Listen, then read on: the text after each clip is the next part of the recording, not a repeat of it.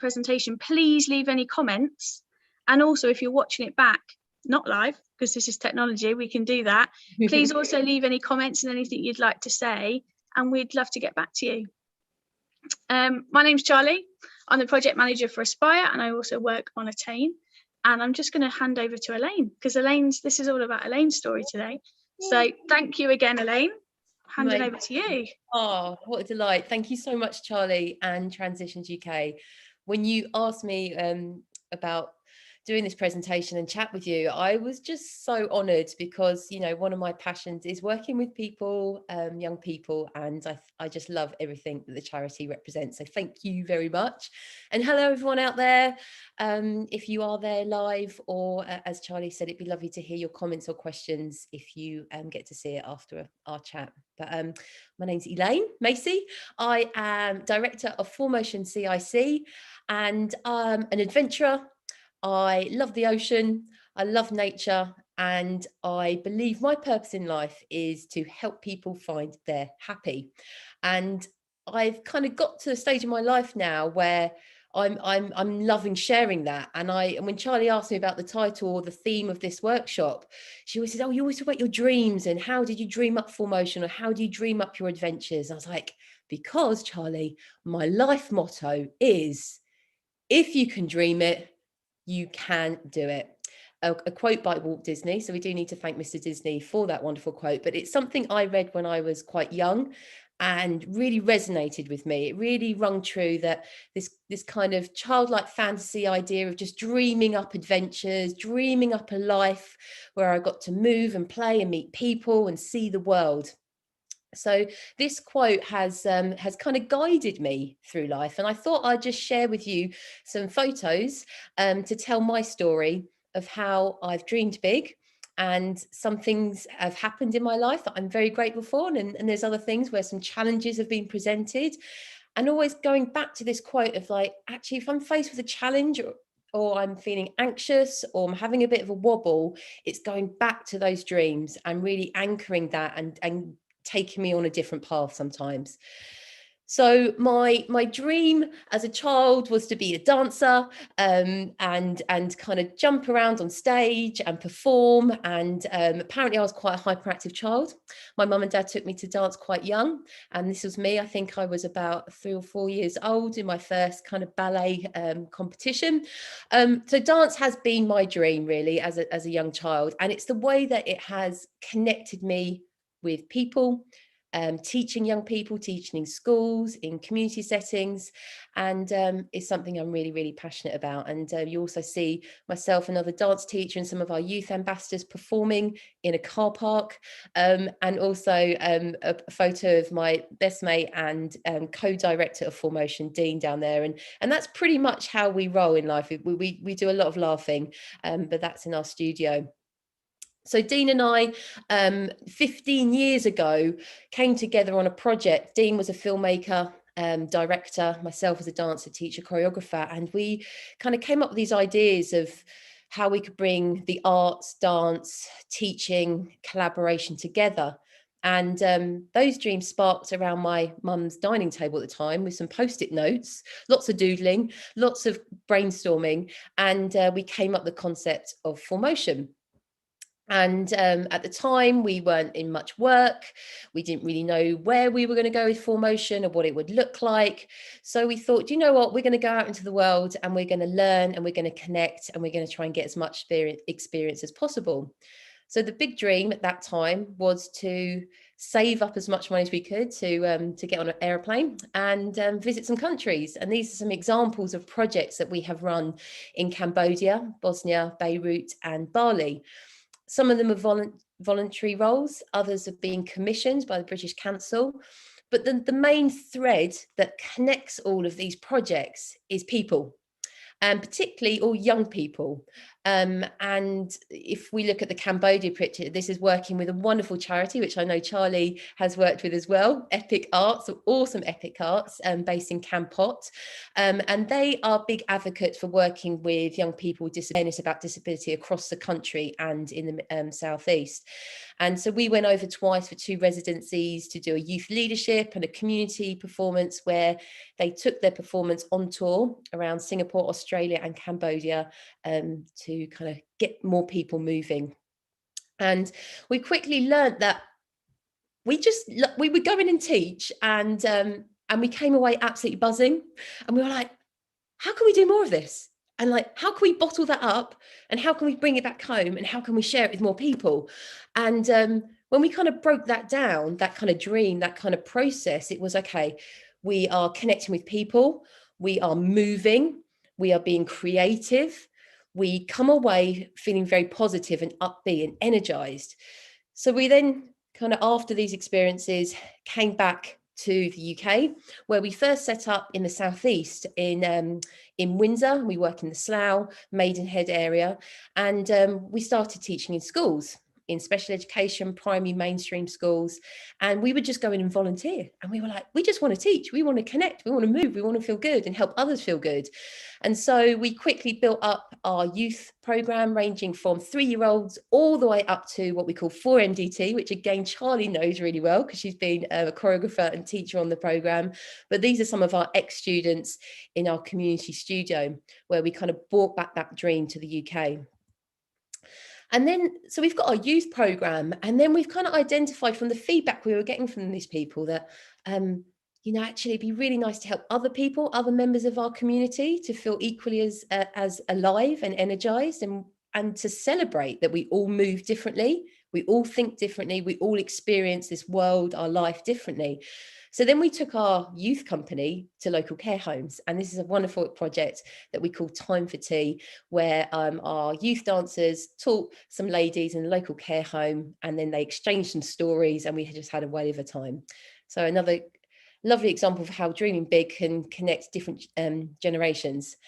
And just a lovely little summary of the age ranges that we work with. Some are in performance here on tour. Bottom left is at our festival on the estate, a big celebratory outdoor festival that we hope to run again this summer.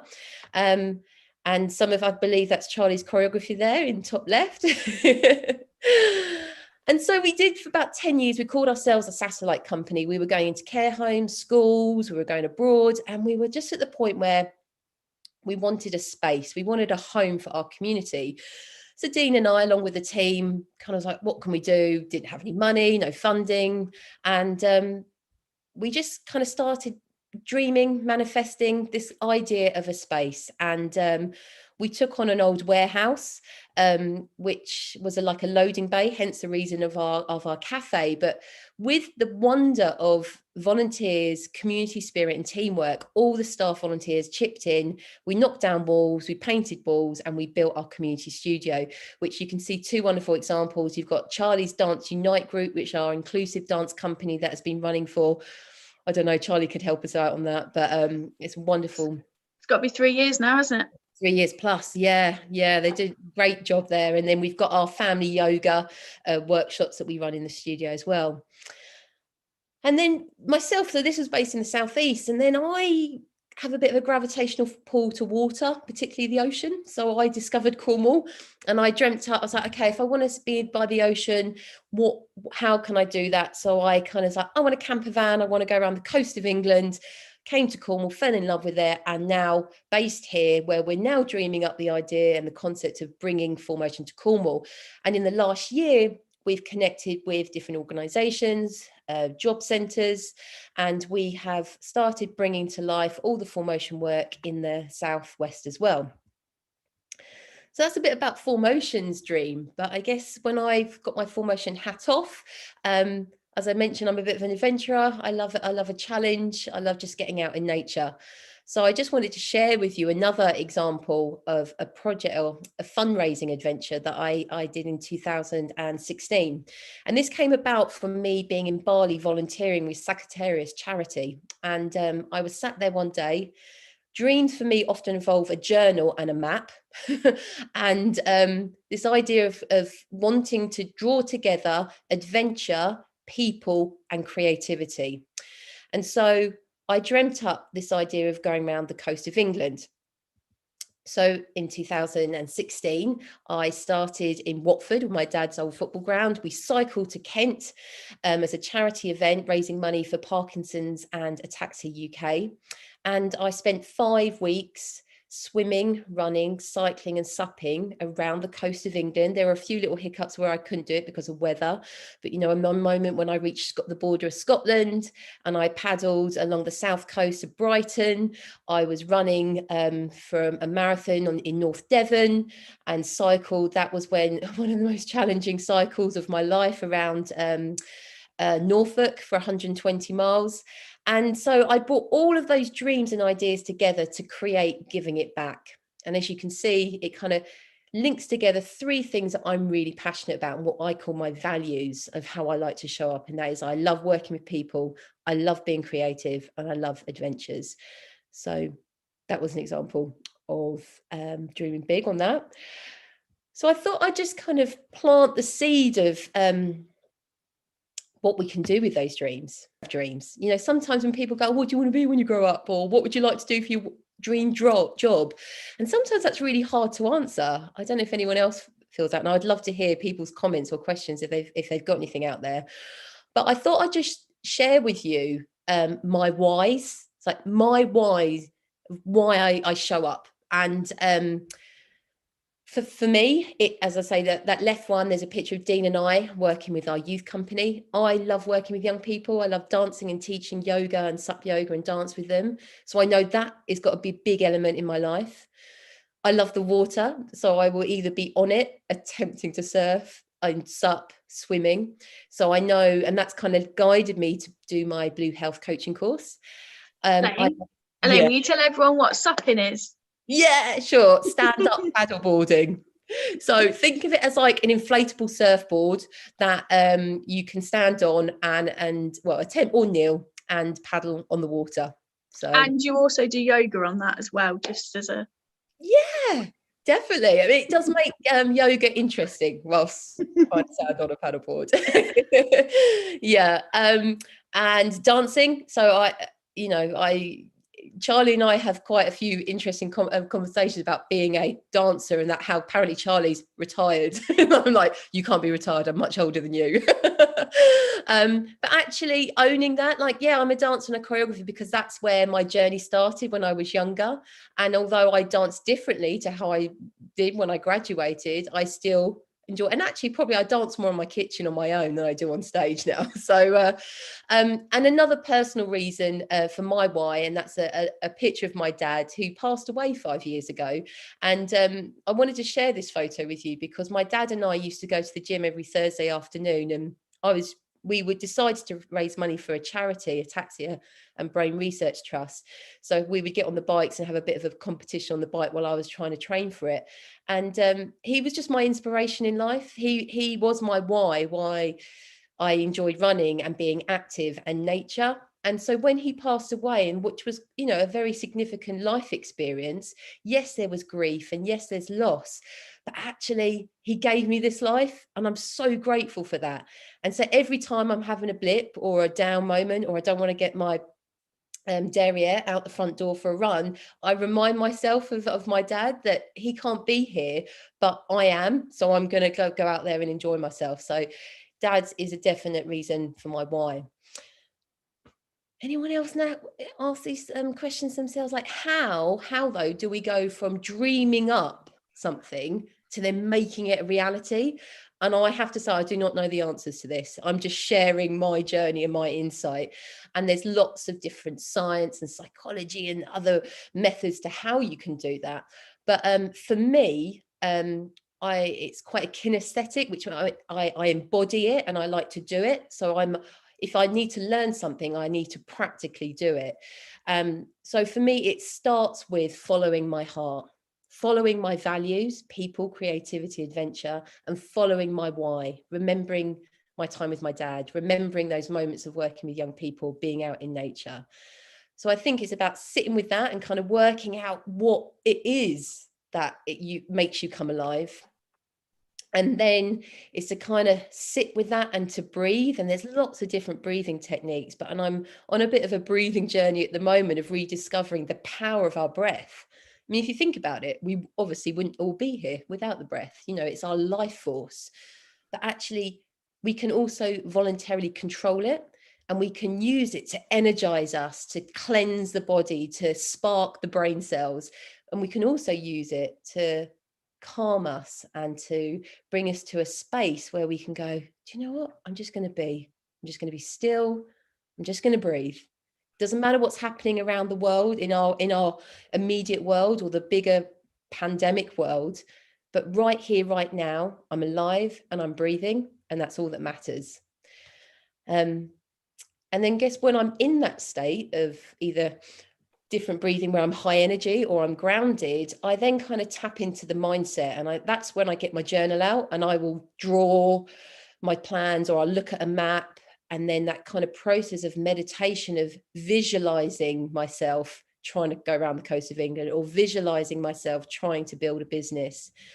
And once I've kind of gone through those 3 stages, I jump in my kitchen and dance quite a lot.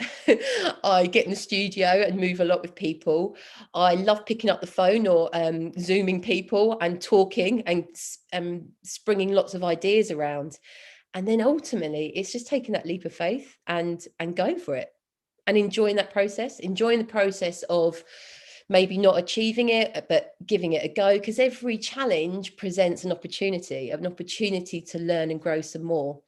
So they would be my top tips on how to bring dreams to reality. And I guess I wanted to show this last picture of this. To me, represents how my dream of Full Motion has come to life, even in the last year of a massive pandemic and the challenges that the world and our local communities and family and friends have faced. That this to me represents the power of people coming together and celebrating life with lots of smiles on their face. So that would be my my end message there, to keep dreaming. Happy dreaming, everyone. Thank you. That's amazing. I think it's, well, for us at Transitions and for our young people who are matched with their mentor, which is our groundwork, it's our ground roots of what we do, is we speak to our young people and we say, what's your dream? What do you want to do? And you're right, I don't know what I wanted to do when I was younger. And I think it's really good to put down, to hear from someone else that this is how I came up with my dream, this is how I made it happen, this is why. So that we can think about that. We can think about that collectively. We can think about that with our young people. We can think about it as a community. And what we do at Transitions is we say, okay, where do you want to be in 2 years' time? Where do you want to be in 3 years' time? And that's really hard. That is really, really hard. But if you can think of one thing, so maybe it's, okay, I want to work with animals. I want to be by the sea. Then we can work back from that goal. Okay, how are we going to make that happen? Yeah, totally. And ultimately, that's what we're trying to do at Transition. Big to conceptualize or think about. And I think in a kind of coaching way, what I like to think is like think of it as chunks, break it down. Like if it is working with animals, but at the moment vets and parks are closed, then what can you do now that is going to take you one step, one chunk closer to that dream? Yeah, and some things are really practical things. Could be trying to get your driving license. Okay, how can we support you to do this? How can we support that learning to drive? Or maybe there is, I'm a bit scared to learn to drive, but I know I need to do it. Exactly. Or I'd love to volunteer abroad, but that doesn't seem like it's achievable. A lot of young people, a lot of adults will say, I can't do that. So I suppose this is a big question. So I'm not really thinking. So if the response is I can't do that, like, I think that's amazing what you've done, but there's no way I can do that. There's no way I can go to Epic Arts in Cambodia. What do you say? I would politely, positively challenge that and share a belief that anything is possible. And I say that with confidence, again, from that experience that I've had, in the sense that if we truly put our mind to something, we can achieve it. And if we think we can't, then the probability of us getting there is like, it might happen, it might not. It might be a bit of a rocky journey there. But if we think, I am going to do that, even though we think we can't, because maybe we don't have the money or the qualifications or the connections or the support. Or the background, right? Don't have the background. Yeah. Don't have a background. We got like a blank canvas. How amazing is that? Because that blank canvas means that you can go and connect or learn and experience and volunteer and gain as much life experience or qualifications or whatever it is you want to call it as possible, because then you are following your dream. You're carving out your own journey. I remember when I signed up to something called an Ironman, and then went, I don't even know how I'm going to do it. I can't do that. And for about a month, I kept saying, I can't. And I had to have a word with myself, because one, that wasn't a positive mindset. And secondly, I knew it wasn't going to get me 140 miles over the finishing line. So then I had to quickly pretend I was an Ironman, even though I couldn't do it at the time. But actually that motivated me. That made me go out to learn and speak to people and to do it and to think of my why. And my why was to raise money for a charity. And my mission then was to cross that line to raise money for that charity. So when I say find your why, like what motivates you? Like, if you want to get your driving license, that's awesome. But if you maybe feel a bit nervous about getting in the car, let's chunk it back and go, do you know what? I'm going to take some breaths and I'm going to breathe in confidence. I'm going to breathe in confidence so that I can work on my confidence. So when I'm ready, I can go and learn to drive, if that's what you're working towards. Yeah, and it's those small things as well that make a huge difference, because learning to drive isn't the dream, right? It is part of the dream, but it's not the bigger dream that we're talking about. And I think it's really, really, and you've mentioned this, that everyone's dream is different. Yeah. And it doesn't matter what that dream is. No, not at all. And I think that's the beauty of this planet and society, and how unique we all are. It's about celebrating that and not going, oh, but that person did that and oh, I'm missing out. It's actually like, you can do whatever you want. You don't have to follow anyone. You can be inspired by other people. You can join, like Dean and I have a dream for Formotion, but actually sharing it with you and our wider community, it's made the dream even more vibrant and worthwhile. So yeah. And I think it's also showing that, so your dream has basically become your job, right? Yes. Yeah. And that's what we talk about a lot. We talk about education, we talk about work and jobs and all those sort of things, and they all seem a little bit negative. But actually, if you can find something that you're really passionate about, yeah, it might be something really tiny, and if you can hold on to that really tiny bit, and then you can make that into a job. Definitely. Exactly. Yeah, exactly. And I think when people ask about Formotion, I almost describe it as, I feel like I'm doing my hobby every day. I feel utterly grateful that I get to talk and connect and move with people, and I'm really grateful for that. And I remember being a student at the time, traveling through London, and I, in my memory of this time, I was on the train, and I just remember everyone looking very kind of bored and in their suits and their suitcases, and I just remember going, I want to go to work smiling. I want to go to work excited about what I'm going to do. And I made a promise to myself then that I was going to try and create a job that I was really passionate about. And oh God, yeah, there's been times, well, many times of challenges, like financially or finding work or where I do that. But with every challenge, there's been presented an opportunity. And I think it's really sitting with that and going, I'm going for a rocky time right now, but know that it's all right, and know that you will get, it's one step further towards where you want to go.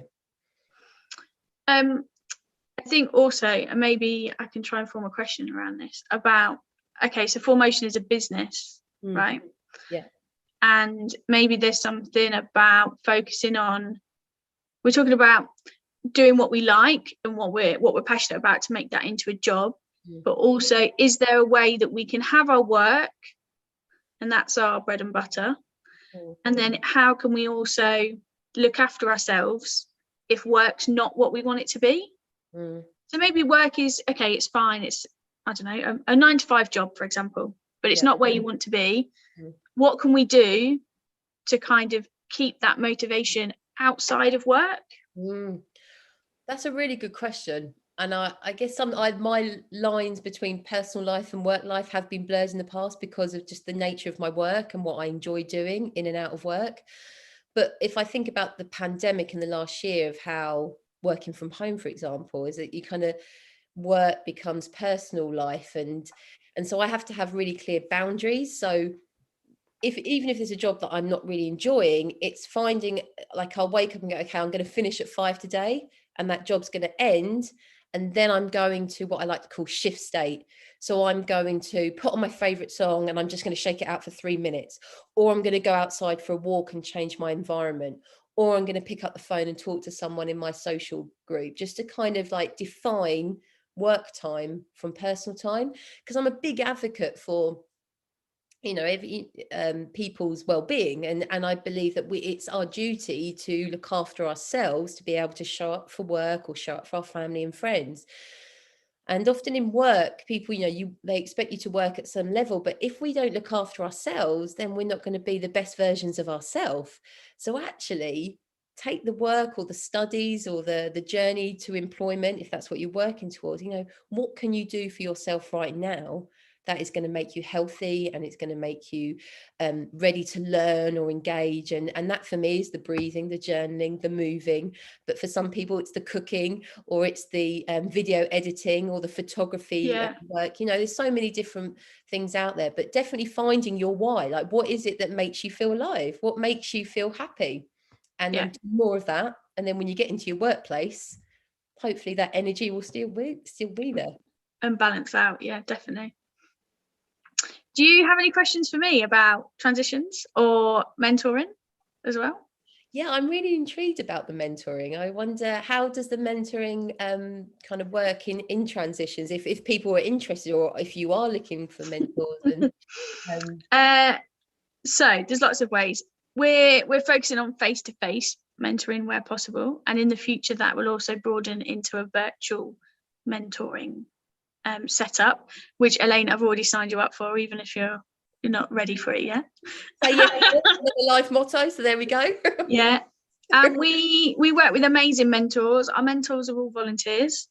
So depending on where our projects are is where we look for volunteers, and we match our volunteers with a young person who we think, well, ultimately I go on a gut feeling of how they're going to work, how they're going to get on. Do they have a similar outlook on life? Do they have any similar interests? It could be one really small thing. It might be that they both like dogs, or they both really like the ocean. Mm-hmm. They also may have similar career aspirations, may have similar family setups, similar experiences. Anything that we can really hone in on, we match those young people.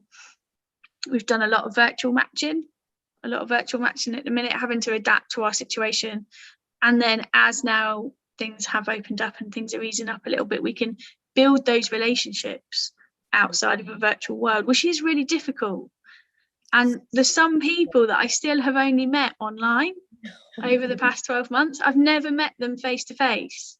So it's a very different energy, isn't it, from like kind of this or the phone to face. But then when you see them face to face, you obviously, your body language change, your dynamics change between you, but you already know each other a little bit. Yeah. And so it's a little bit less scary to meet that person. And meeting new people's difficult. Meeting people online is not cool. It's not always good for everyone. But going for walks with a mentor is amazing. I love getting a coffee and meeting our young people and chatting. Don't have to chat about work. We don't have to chat about education. Let's just talk. And I think also this is why I wanted us to have this conversation today, and for other people just to listen to us rabbit on, basically, is what we're doing. Thanks everyone for listening to our rabbiting on. Yeah, Elaine loves a voice note as well, which I have adapted. So I'm sorry for my young people and my mentors that I leave you lots of voice notes. No. but it's Elaine's fault. Do you know what? I mean, it's just so much quicker than, like, my thumbs don't type as quick as my brain's going. Blah, blah, blah, blah, blah. So yeah, I am known for my voice notes. But it's a really great way to communicate as well. It's a really great way. It's because you get the tone, don't you? The tonality and the vibe of it, rather than just like, oh, do you want to on Zoom for a talk? And also, I think you mentor young people down in Cornwall. You've got a mentor yourself. I've got a mentor. You don't have to be needing work or needing education to have a mentor. It's really important to have someone else to guide you at different points in your life. And if someone has said to me, like when we're talking about dreaming, we talk about dreaming big, what do you want to do when you were 16? I would have said, I want to be the most famous choreographer in the world. That's really cocky, I know. No, it's a good dream. But you are a good, excellent choreographer. But I learned that actually choreography is great and I really enjoy that, but I actually prefer working with the people. It's dance, choreographing, working with young people, working with Dance Unite, working in SEN schools, and now I'm working with even more people. But not in a dance situation, but we're still working with people. Exactly. And we have got dance involved. There's no way it's not going to be involved. But if anyone watching now or later wants to get in touch, Elaine, what can Formation do at the minute? What is Formation doing? What's the future for Formation? What's going to happen? I know no one knows what's going to happen next, but what's the plan? Yeah, the plan is to reopen our community studio on the 17th of May. The studio is based in Windsor at the moment, but we do have the Formation online community that we've been running for over a year now. We've had over 8,000 people online. We have about 20 classes a week, from dance, yoga, wake up workout, meditation, sing out, well-being workshops, and that's for all ages and abilities. So you can invite your mum, your friend, your neighbour, your granny. And if you want to get in contact, we're on our socials, is 4Motion CIC. That's digit 4 Motion CIC on Instagram, Facebook, and website is 4motioncic.com. But yeah, just drop us a message. We're super friendly. We've got lovely team, and here to help and ultimately help people stay moving and connected and feeling good. So yeah. Thank you. Amazing. And for anyone who is outside the Transitions bubble, Transitions UK is a charity. We're supporting young people aged 13 to 25 with a mentoring program. We work with young people with special needs. We work with care leavers. We work with young people at risk of criminal exploitation. And we're soon to launch a new project supporting young people with mental health needs. And so all of those categories and all of our amazing young people really fit massively into the Formation bubble. So I'm just really happy we had this chat today. Me too. Thank you so much. I do like an old natter. So yeah, it might not have made sense. I hope, I'm really grateful for the opportunity to have a chat with you, Charlie. And as I say, Transitions UK, what an amazing charity. So yes, thank you very much. So thank you for spending the time to chat to us today. Pleasure. Be recorded so we can share this around with everyone, and everyone please stay in touch, stay connected, stay moving. Yep, most importantly, show us and dream big. I suppose that's our definitely. If you can dream it, you can do it. And I think we should finish it there. There we go. Over and out.